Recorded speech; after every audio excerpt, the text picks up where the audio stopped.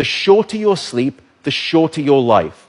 The decimation of sleep throughout industrialized nations is having a catastrophic impact on our health, our wellness, even the safety and the education of our children.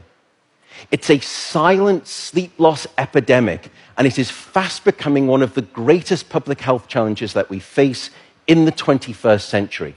The disruption of deep sleep is an underappreciated factor that is contributing to cognitive decline or memory decline in aging, and most recently we've discovered in Alzheimer's disease as well. There's a structure that sits on the left and the right side of your brain called the hippocampus.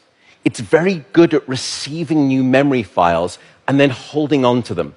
Yet in those people who are sleep deprived, we actually couldn't find any significant signal whatsoever. Without sleep, the memory circuits of the brain essentially become waterlogged, as it were, and you can't absorb new memories.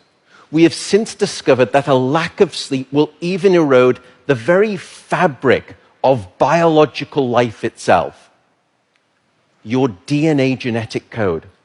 So here in this study, they took a group of healthy adults and they limited them to 6 hours of sleep a night for 1 week. And then they measured the change in their gene activity profile relative to when those same individuals were getting a full 8 hours of sleep a night. And there were two critical findings. First, a sizable and significant 711 genes were distorted in their activity, caused by a lack of sleep. The second result was that about half of those genes were actually increased in their activity, genes associated with the promotion of tumors, genes associated with long-term chronic inflammation, and genes associated with stress, and as a consequence, cardiovascular disease. There is simply no aspect of your wellness that can retreat at the sign of sleep deprivation and get away unscathed. And at this point, you may be thinking, oh my goodness, how do I start to get better sleep? What are your tips for good sleep? The first is regularity. Go to bed at the same time, wake up at the same time. No matter whether it's the weekday or the weekend, regularity is king. And it will anchor your sleep and improve the quantity and the quality of that sleep. The second is keep it cool. Your body needs to drop its core temperature by about 2 to 3 degrees Fahrenheit to initiate sleep and then to stay asleep.